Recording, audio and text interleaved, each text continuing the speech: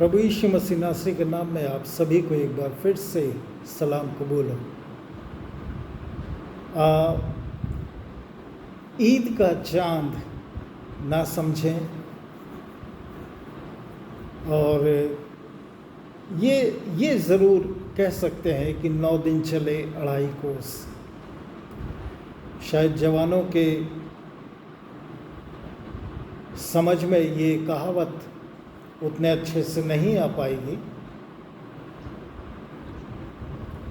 9 दिन चले 2.5 कोस means continue चलते तो रहे और 9 दिन चले 9 दिन, और जब चलने की पूरी दूरी मापी गई तो वो केवल 2.5 कोस निकली।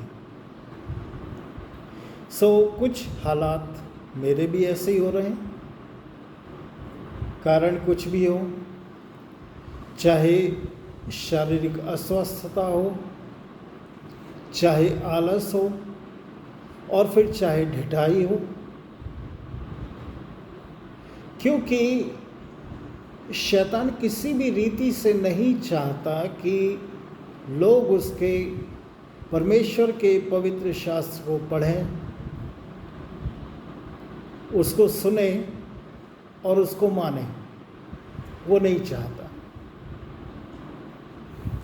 सबसे ज़्यादा खतरा शैतान को परमेश्वर के वचन के प्रचारे जाने से, सुने जाने से और उस पर चलने से उसको दिक्कत होती है, बहुत परेशानी होती है। और इसी कारण से वो हर संभव कोशिश करता है कि वचन का प्रचारा जाना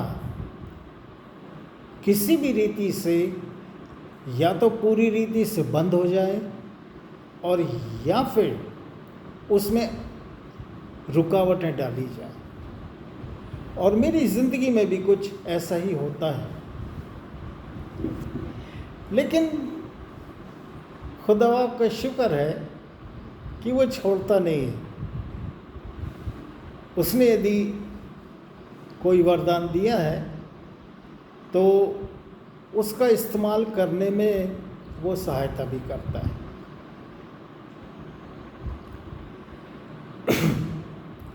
प्रिय भाइयों बहनों, हम उसी श्रृंखला को कंटिन्यू रखेंगे जिसको हमने शीर्षक दिया है, संदेशों की श्रृंखला है ये। हमने शीर्षक दिया है उसको शुरुआत में ही, माफ़ करो बाबा, आगे देखो बाबा। और अब हम इस हिस्से में आ रहे हैं। परमेश्वर करे कि हम इस पर लगभग पूरी रीति से हम इस दृष्टांत को खुदावंत के आत्मा की अगुवाई में समझने वाले हो सकें, और परमेश्वर पिता करे कि कुछ चूके ना, इसमें कुछ छूटे ना। इसके पहले कि हम परमेश्वर के वचन में से देखें, इसी श्रृंखला को हम लगातार रखें, हम दुआ करेंगे। प्यारे परमेश्वर, एक बार फिर से हम तेरे कदमों में आते हैं आसमानी बाप। प्यारे खुदावन, इस योग्य नहीं, इस लायक नहीं कि तेरे वचन की सेवकाई कर सकूं, लेकिन धन्यवाद इस बात का देता हूं पिता परमेश्वर की तू हमारी अयोग्यताओं को योग्यताओं में बदलने वाला परमेश्वर है। हमारी कमज़ोरियों को बल में और सामर्थ्य में बदलने वाला परमेश्वर है। प्रभु जी, अनुग्रह कर। प्यारे पिता, एक बार फिर से हम इस ऐप के माध्यम से जुड़ रहे हैं। तमाम भाई बहन जो सुन रहे हैं, देख रहे हैं, प्यारे परमेश्वर पिता, सभा को तेरे कदमों में लेके आता पिता। मुझद हम पापी पर भी दया कर प्रभु जी। तेरे वचन के प्रकाश को हमारे ऊपर चमकने दे, और खुदावन तेरे वचन के द्वारा से बहुत तेरी बातों को हम में से प्रत्येक को समझा, और ऐसा अनुग्रह कर कि हम उन बातों को अपनी जिंदगियों में अक्षरशः अमल करने वाले हो सकें। अनुग्रह कर खुदावन, हम में से प्रत्येक को आशीष दे। खुदावंद यीशु मसीह नासरी के नाम से मांगता, आमीन। सुप्रिय भाइयों बहनों, जैसा कि हम परमेश्वर के वचन में से देख रहे हैं, एक शीर्षक के अंतर्गत माफ करो बाबा, आगे देखो बाबा, और उसके लिए हमने लिया था लूका रचित सुसमाचार, उसका 14वां अध्याय और उसके 15 से लेकर के 24वें पद तक। लूका रचित सुसमाचार उसका 14वां अध्याय और उसके 15 से लेकर के 24 पद तक। हमने 2 लोगों के विषय में देख लिया है जिनके पास में उस स्वामी का, उस व्यक्ति का सेवक पहुंचा निमंत्रण लेकर के। और जैसा कि हम पिछले समय इस बात पर चर्चा कर चुके हैं कि ये रिमाइंडर था, ये ऑलरेडी आमंत्रित लोग थे, इनके पास में रिमाइंडर्स भेजे जा रहे थे। तो सेवक की मुलाकात 3 लोगों से हुई, तीनों अलग अलग प्रकार के। पहले वाले के विषय में हमने देखा, उसने कहा था कि मैंने खेत मोल लिया है, उसको देखने जा रहा हूँ। फिर दूसरे वाले को हमने देखा कि उसने 5 जोड़े बैल लिए थे, वो उनको परखने जा रहा था। अब आती बात तीसरे की। 3 लोगों के पास में पहुंचा था, ये अंतिम व्यक्ति है। हम देखेंगे लूका 14 और उसका 20वां पद। लूका 14:20। यहाँ पर यह लिखा है, एक और ने कहा मैंने ब्याह किया है इसलिए मैं नहीं आ सकता। एक और ने कहा, मतलब एक और था जो इनवाइटेड था, आमंत्रित था, उसके पास भी सेवक गया, लेकिन उसने कहा मैंने ब्याह किया है, मैंने शादी किया है, इसलिए मैं नहीं आ सकता। अभी हाल ही में मेरी शादी हुई है, अभी अभी मैंने गृहस्थ जीवन में प्रवेश किया है, अब मैं नहीं आ सकता।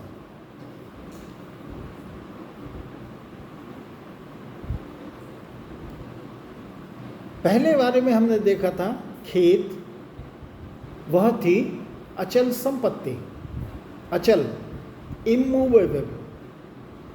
दूसरा कह रहा है कि मैं बैलों को परखने जा रहा हूं, बैल, चल संपत्ति, मूवेबल। और अब ये तीसरा कह रहा है मैंने हाल ही में शादी किया हूं, मैं नहीं आ सकता।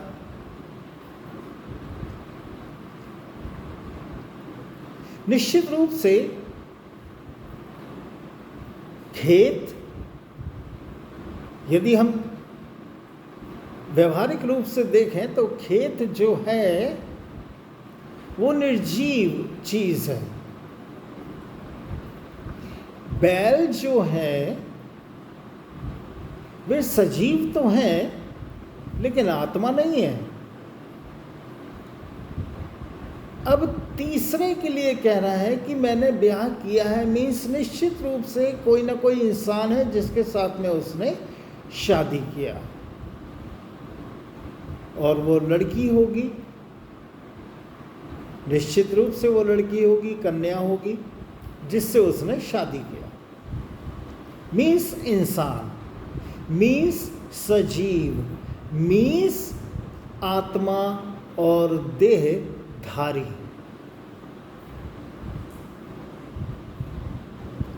अब वो स्त्री इस लड़के के परिवार का हिस्सा बन गई। उसने उस लड़की को ब्याह करके, उसके घर वालों ने उसके घर से, उस लड़की के घर से इसको अपने घर ले आए। अब ये इसके घर की हो गई। अब ये घर जो है जिसमें ये लड़का रहा करता था अपने परिवार के साथ, अब यह घर उस लड़की का भी हो गया। अभी तक हो सकता है शायद 7 सदस्य हों, 5 सदस्य हों, अब वे 8 या 6 हो गए, एक बढ़ गया। अब ये एक परिवार हो गया। अब यहाँ पर एक बार फिर से आपका ध्यान आकर्षित करना चाहूँगा 20वें पद के टेंस के ऊपर, उसके काल के ऊपर। यहाँ पर लिखा है, वो कह रहा है मैंने ब्याह किया है। फिर से वही बात आती है ग्रामर की, प्रेजेंट परफेक्ट टेंस। ये कार्य हो चुका है, ये हो नहीं रहा है, ये होगा नहीं, ये हो चुका है। मैंने ब्याह किया है। मैं नहीं आ सकता। प्रिय भाइयों बहनों, हो सकता है कि इस लड़के की शादी अभी हाल ही में हुई हो, 2-4 दिन हुए हों या हफ्ता भर हुआ हो। तो हम अधिकांशतः क्या देखते हैं, खासकर कि यदि मैं मसीही परिवारों की बात करूं तो मसीही परिवारों में जब लोगों की, हो सकता है कि हमारे हिंदू मुस्लिम परिवारों में भी, भाइयों बहनों में भी ऐसा ही हुआ करता हो। तो अब चूँकि क्रिश्चियन परिवेश में पला बढ़ा हूँ और मसीही हूँ जन्मजात, तो निश्चित रूप से बात करूँगा तो थोड़ी मसीही लोगों की। जब हमारे मसीही समाज में या हमारे कुटुंबियों में किसी की शादी होती है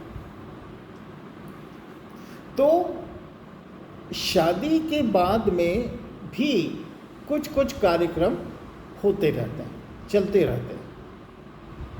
और उनमें भी बड़ी बात कि उस लड़के के या उस लड़की के परिवार के जितने भी नाते रिश्तेदार हैं, वे कोशिश ये करते हैं कि इस नए जोड़े को हम अपने घर पर बुलाएं, इनवाइट करें, खाने पर बुलाएं, और वो ऐसा करते हैं।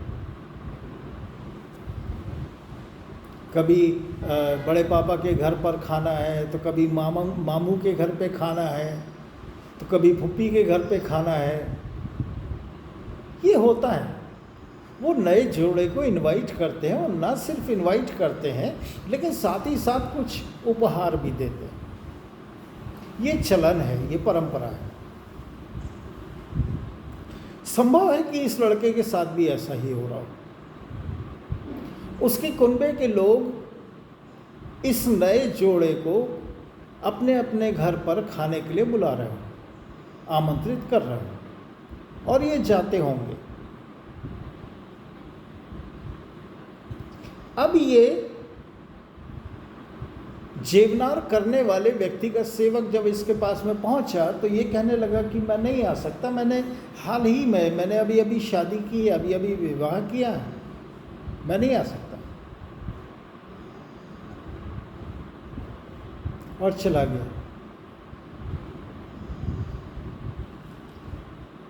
ये परिवार की बात हो रही है। माता पिता, भाई बहन, बाल बच्चे, नाते रिश्तेदार, इनकी बात हो रही है। अब ये जो लड़की थी जिससे इसने शादी किया था, अब ये इसकी अर्धांगिनी थी।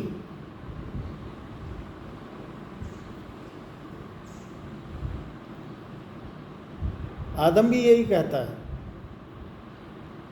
ये मेरा अंग है हवा के लिए, ये मुझ में से निकली है। ये अर्धांगिनी थी। उस लड़के का कहना चाहिए कि शरीर का आधा हिस्सा।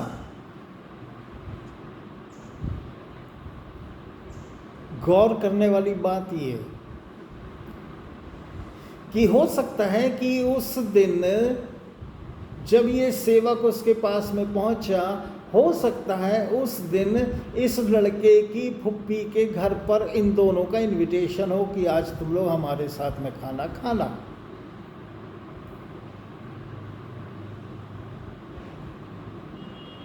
या फिर हो सकता है कि ये नया जोड़ा घूमता फिरता भी बहुत है, कभी इधर तो कभी उधर खूब घूमता है।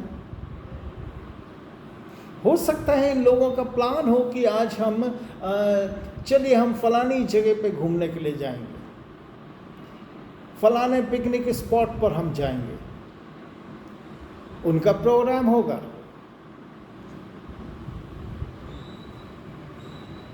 हो सकता है फ्रेंड सर्कल के साथ में भी कहीं पर जा रहे हों, चलो आज ढाबे पर खाना खा के आते हैं, नया जोड़ा।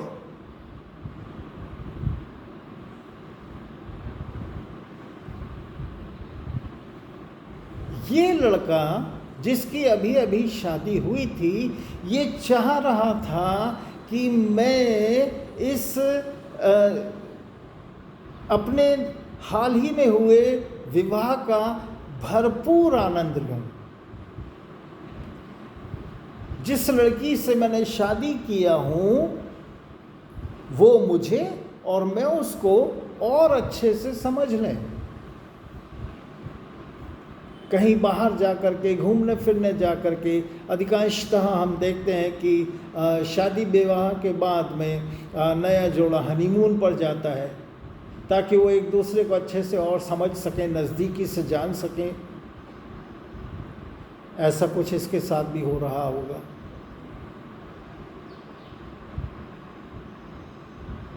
मैंने हाल ही में शादी किया हूँ, मैं नहीं आ सकता।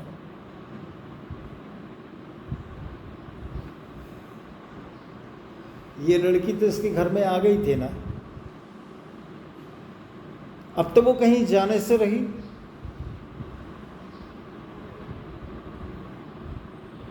बूढ़े सयाने कहा करते थे, जब वो अपनी बेटी को विदा करते थे, अपनी बहन को विदा करते थे, तो ऐसा सुना है, बूढ़े सयानों के ही मुँह से सुना है कि वे कहा करते थे कि जिस ससुराल में तू जा रही है, अब वहाँ से तेरी मिट्टी ही निकलना चाहिए।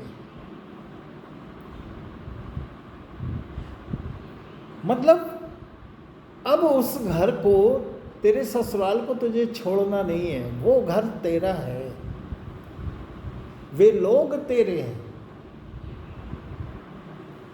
अब तुझे वहीं रहना। ये लड़की भी इस घर की हो चुकी थी, कहीं भाग नहीं रही थी। विधि विधान के साथ में इन दोनों की शादी हुई थी। यदि इस लड़के ने, खुदा माफ़ करे, जस्ट इमेजिन, यदि इस लड़के ने हनीमून के लिए प्लान किया हो कि हम फलानी जगह पर जाएंगे, ये जो सेवक इनविटेशन के लिए आया था, क्या वो उसके कारण से अपने उस प्रोग्राम को पोस्टपोन नहीं कर सकता था? यदि फुप्पी ने घर पर खाना खाने के लिए बुलाई थी, संगति, भोजन की संगति के लिए बुलाई थी, क्या वो फुप्पी से ये नहीं कह सकता था, फुप्पी आज नहीं कल बुला लेना, आज तो मेरा भोज है? बोल सकता था। यदि अपनी मिसेस को, नई नवेली दुल्हन को, नई नवेली पत्नी को यदि वो घुमाने ले जाने चाह रहा था शाम के वक्त, वो उससे बोल सकता था कि देख आज भोजन का निमंत्रण है, भोजन तैयार हो चुका है, वहाँ पर हमें पहले ही आमंत्रित किया जा चुका था, अब ये रिमाइंडर आया है, हम एक काम करते हैं, बाद में घूमने चलेंगे, पहले ये भोजन अटेंड कर लें।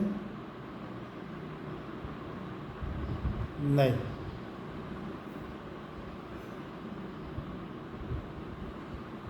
यदि हम गौर करें प्रिय भाइयों बहनों, ये कह रहा है मैंने ब्याह किया है,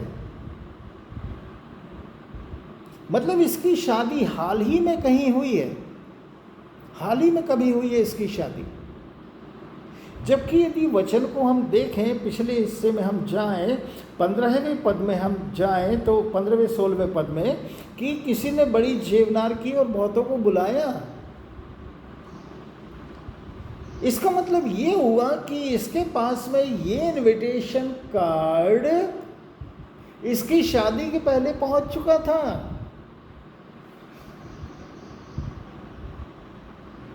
ना जाने कब पहुंचा होगा, इसकी शादी तो बाद में हुई भाई साहब, ये पहले उसके पास में पहुंच गया था।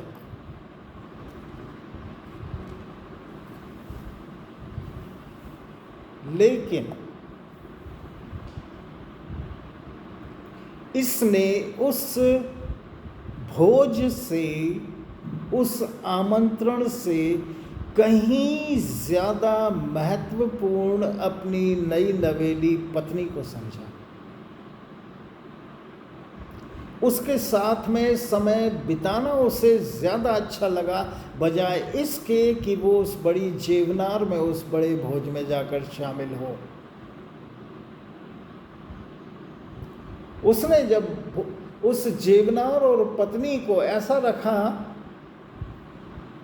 तो पत्नी वाला पलड़ा भारी पड़ गया,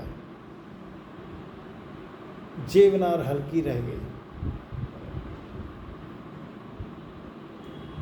मैं नहीं आ सकता,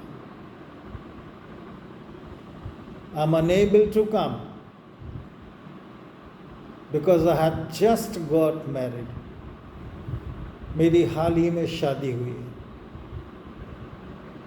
मैं नहीं आ पाऊंगा।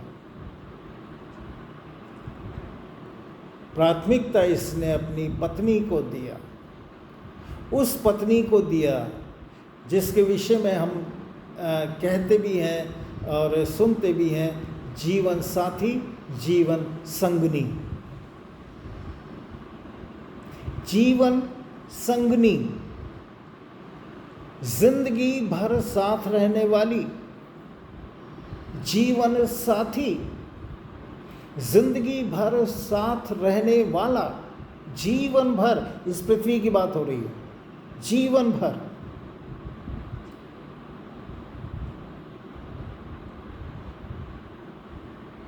वो तो जिंदगी भर तेरे साथ में रहने वाली थी, वो तुझे छोड़कर नहीं जाती, लेकिन उसकी खातिर तूने उस भोज को ठुकरा दिया।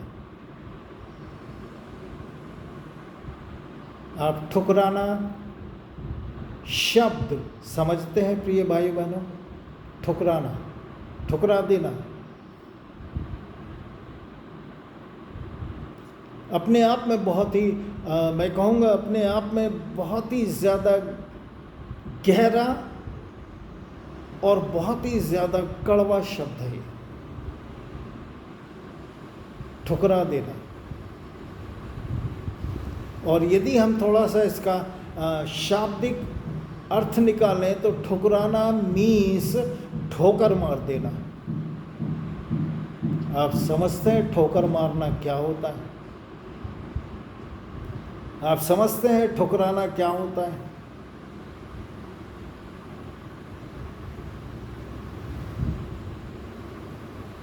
ये जो सेवक था इसके पास में बड़ी आशा के साथ में आया था कि तूने तो मना कर दिया, संभव है ये चला जाए मेरे साथ। इसने भी ठुकरा दिया।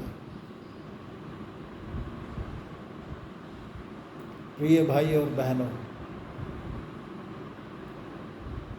सेवक की मजबूरी थी,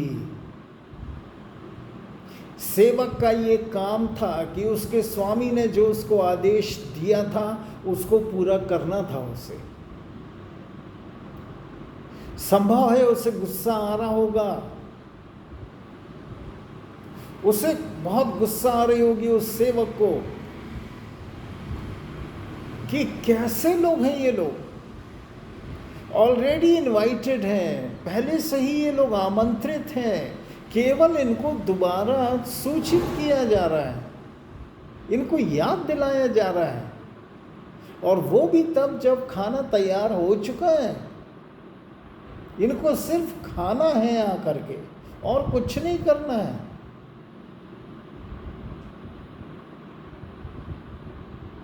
यदि हम परमेश्वर के वचन में देखें तो 16वें पद में लिखा है, किसी मनुष्य ने बड़ी जेवनार की, बड़ी जेवनार की। और जैसा कि हम पवित्र धर्मशास्त्र में पढ़ते हैं, जानते हैं कि जब जेवनार की जाती थी तो पाले हुए जानवरों को काटा जाता था, उनका मांस बनाया जाता था, दाख मधु परोसा जाता था, सब कुछ दिया जाता था। बड़ी जेवनार, एक सा एक खाने के लिए, एक सा एक। इसको इनने ठुकरा दिया। सेवक को गुस्सा आ रही होगी, लेकिन वो कुछ नहीं कर सकता, कुछ नहीं कर सकता। उसे केवल अपने स्वामी की आज्ञा को पालना है, उसके मुताबिक करना है, और उसने वो किया। सेवक को जो काम दिया था स्वामी ने, सेवक ने वो कर दिया।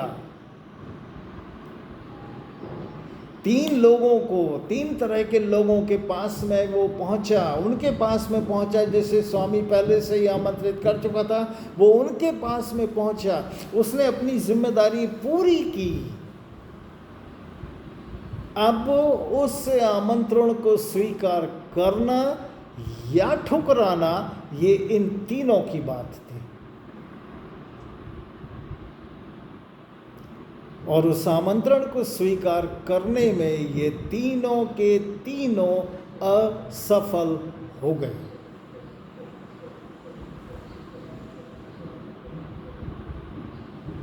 तो ये भाई और बहनों, यह जो अंतिम था, इसने अपने घर के लोगों को, अपने परिवार के लोगों को, अपने रिश्तेदारों को ज़्यादा प्राथमिकता दिया बजाय उस आमंत्रण के, बजाय इस इनविटेशन कार्ड के। इसको कोई प्राथमिकता नहीं, कोई तवज्जो नहीं। मैं और मेरी पत्नी, बस।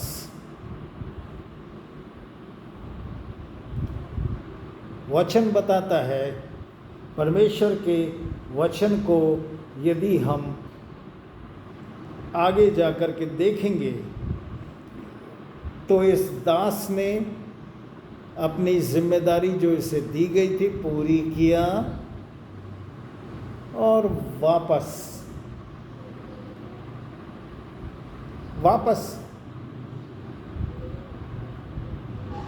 कुल मिलाकर के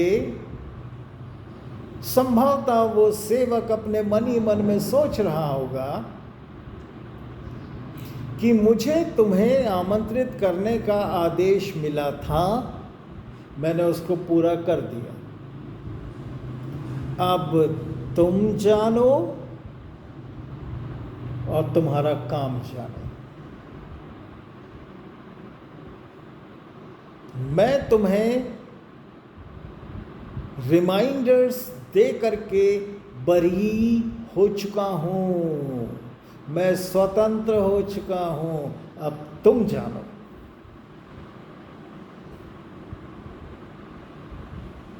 प्रिय भाई और बहनों, खेत, अचल संपत्ति, 5 जोड़ी बैल,